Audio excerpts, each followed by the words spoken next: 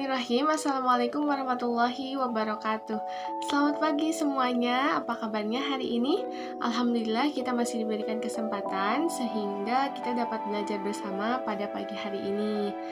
Nah, sebelum memulai pembelajaran, ada lebih baiknya kita untuk berdoa terlebih dahulu. Silahkan berdoa dimulai.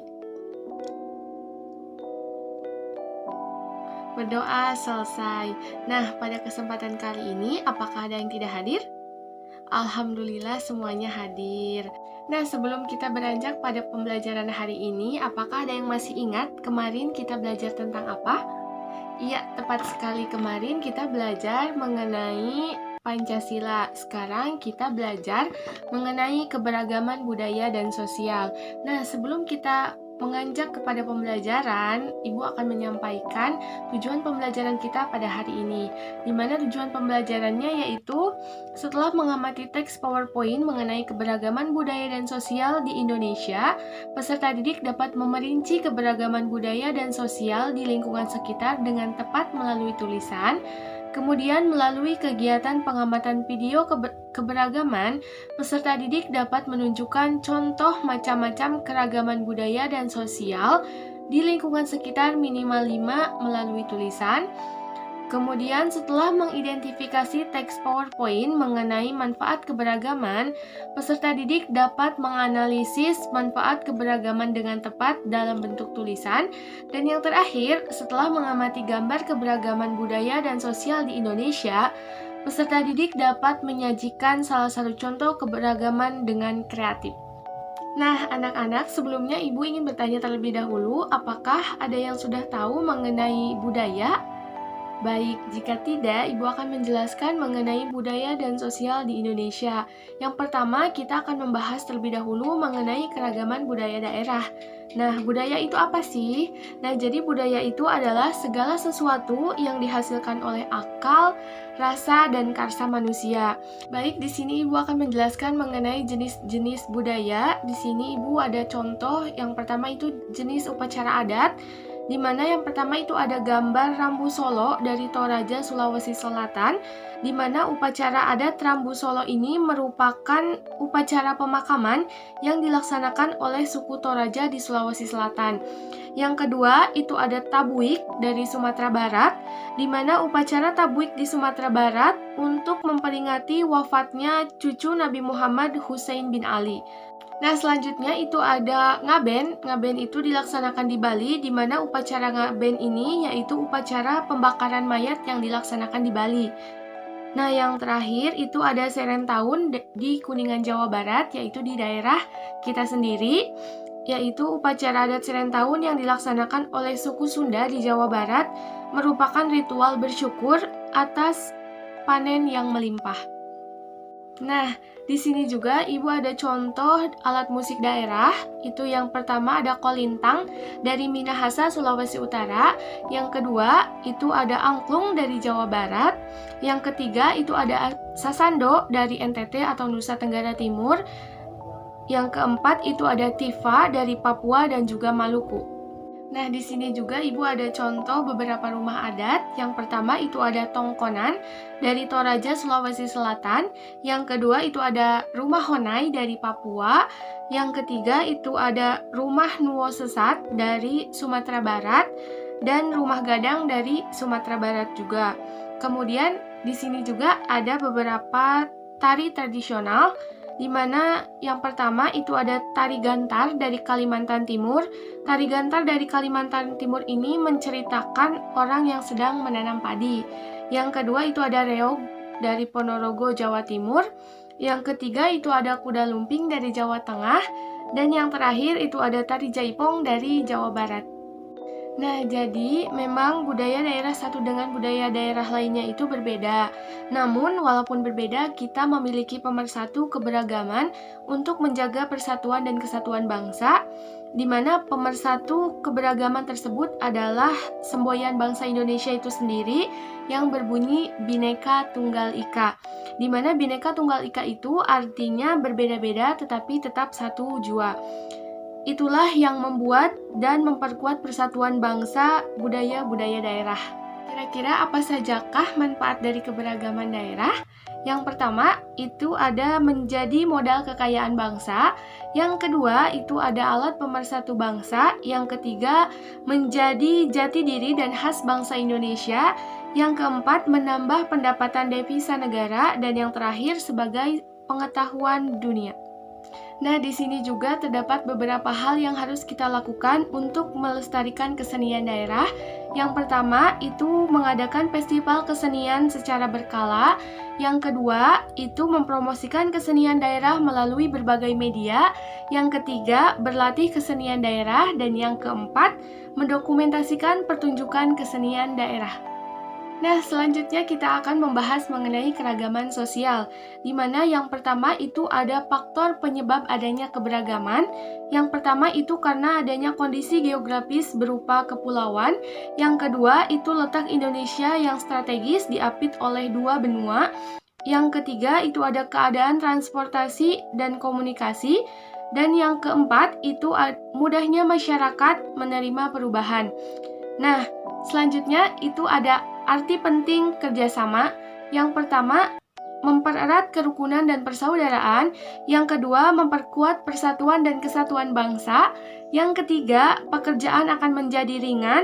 Yang keempat, itu meningkatkan efektivitas dan efisiensi kerja.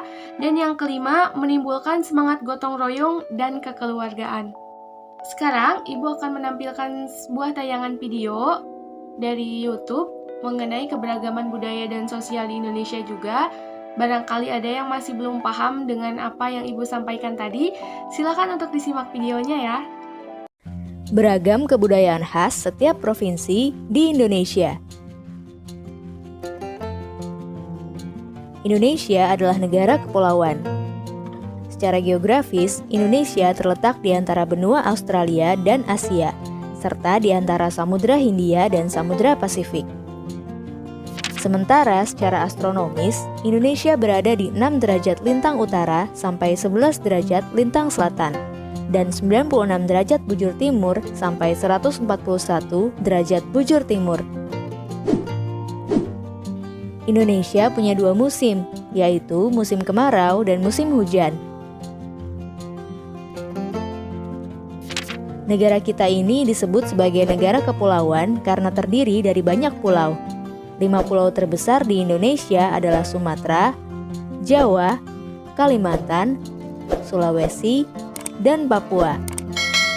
Indonesia dibagi menjadi beberapa provinsi dari Sabang sampai Merauke. Apakah teman-teman tahu ada berapa provinsi di Indonesia? Yap, ada 34 provinsi. Dari 34 provinsi itu, Indonesia punya banyak tempat yang penuh dengan keindahan alam dan sudah dikenal hingga ke luar negeri. Misalnya Danau Toba yang ada di Sumatera Utara. Danau ini terbentuk karena letusan besar gunung pada puluhan tahun lalu dan menjadi danau vulkanik paling besar di Asia Tenggara. Tak hanya itu, Indonesia juga terkenal dengan fauna yang beragam. Salah satunya adalah komodo. Kita bisa melihat hewan yang langka ini di Pulau Komodo, Nusa Tenggara Timur. Selain itu, masih banyak lagi keindahan alam dari Indonesia yang juga didukung dengan berbagai kebudayaan khas dari setiap daerah. Maka itu, bangsa Indonesia disebut sebagai bangsa yang majemuk karena terdiri dari banyak suku, adat, agama, dan bahasa daerah masing-masing. Setiap daerah di Indonesia punya budaya, adat, dan kebiasaan yang berbeda-beda. Hal ini bisa dipengaruhi oleh banyak hal, teman-teman. Salah satunya adalah kondisi geografis. Misalnya, setiap provinsi punya rumah adat, pakaian adat, tarian adat, dan lagu daerah masing-masing. Contohnya Bali yang punya tari kecak, Papua yang punya rumah adat bernama Honai, dan Jawa punya pakaian adat bernama kebaya. Ada lagi Kalimantan dengan rumah adatnya yang disebut Betang, Sulawesi yang dikenal dengan suku Bugisnya, dan lain-lain. Oh iya, selain itu, Indonesia juga dikenal dengan beragam alat musik tradisionalnya yang khas, bahkan sudah sampai diakui oleh UNESCO. Misalnya angklung, yaitu alat musik yang berasal dari Jawa Barat. angklung sudah mendapatkan pengakuan sebagai bagian dari World Heritage pada bulan Januari 2011 oleh UNESCO. Selain itu, Indonesia juga dikenal dengan beragam bahasa yang berasal dari berbagai daerah, seperti bahasa Minang, bahasa Sunda, bahasa Jawa, dan masih banyak lagi. Walaupun Indonesia punya beragam bahasa, bahasa yang digunakan secara umum tetaplah bahasa Indonesia yang menjadi bahasa persatuan kita. Semua ini menunjukkan bahwa Indonesia punya banyak sekali perbedaan, tapi kita sebagai masyarakat Indonesia harus bisa menghargai perbedaan itu dan hidup bersama. Hal ini sesuai dengan semboyan negara kita, yaitu Bhinneka Tunggal Ika, yang artinya berbeda-beda tapi tetap satu. Walaupun berbeda, kita tetap warga Indonesia. Kita harus saling menghormati dan menghargai, karena setiap budaya punya keunikannya masing-masing. Dengan begitu, kita bisa hidup bersama dengan bahagia. Ragam keindahan alam dan kebudayaan ini menjadi kekayaan Indonesia yang sudah sebaiknya dijaga agar bisa menjadi kebanggaan kita sebagai bangsa Indonesia. Nah, kalau teman-teman berasal dari daerah mana dan apa yang paling terkenal di sana? Tulis di kolom komentar ya. Teman-teman, jangan lupa kunjungi website untuk anak ya, bobo.id. Baik, sekarang kalian tadi sudah mendengarkan penjelasan dari Ibu dan juga menonton video mengenai keberagaman budaya dan sosial di Indonesia. Sekarang Ibu akan memberikan kalian soal mengenai keberagaman budaya dan sosial di Indonesia. Nanti kalian kerjakan di buku siswa, setelah itu Ibu akan meminta salah satu dari kalian untuk membacakan jawabannya di depan ya. Ini dia pertanyaannya, silakan dijawab. Baik, apakah sudah selesai? Ya, baik, sudah selesai. Sekarang Ibu meminta Ai untuk menyampaikan jawabannya di depan. Baik, terima kasih Ai sudah menyampaikan jawabannya di depan. Beri tepuk tangan dulu untuk Ai semuanya. Terima kasih Ai, silakan duduk kembali. Nah, barangkali di antara kalian masih ada yang belum paham mengenai jawaban dari pertanyaan Ibu tadi, silakan untuk berdiskusi dengan teman sebangku atau berdiskusi dengan Ai yang sudah mempresentasikan hasilnya di depan ya. Nah, baik anak-anak, jadi kesimpulan kita belajar pada hari ini mengenai keberagaman budaya dan sosial di Indonesia, yaitu kita dapat mengetahui apa itu budaya yang tadi sudah disampaikan bahwasannya budaya itu adalah segala sesuatu yang dihasilkan oleh akal, rasa, dan karsa manusia. Kita mengetahui jenis-jenis budaya di Indonesia dari mulai upacara adat, alat musik daerah, tari tradisional, rumah adat, dan lain-lain.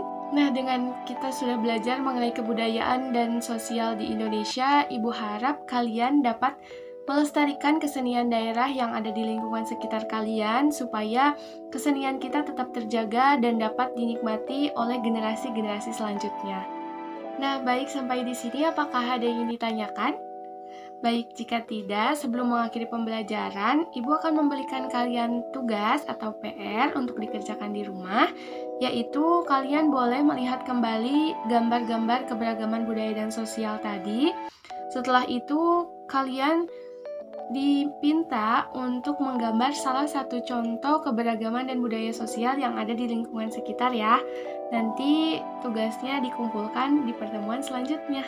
Baik, alhamdulillahirrabbilalamin, serangkaian pembelajaran pada hari ini telah disampaikan dan alhamdulillah berjalan dengan lancar. Sebelum mengakhiri pembelajaran, ada lebih baiknya kita untuk berdoa terlebih dahulu. Berdoa dimulai. Berdoa selesai. Nah, terima kasih anak-anak atas perhatiannya. Semoga apa yang telah kita pelajari hari ini dapat bermanfaat untuk kita semua. Terima kasih. Wassalamualaikum warahmatullahi wabarakatuh.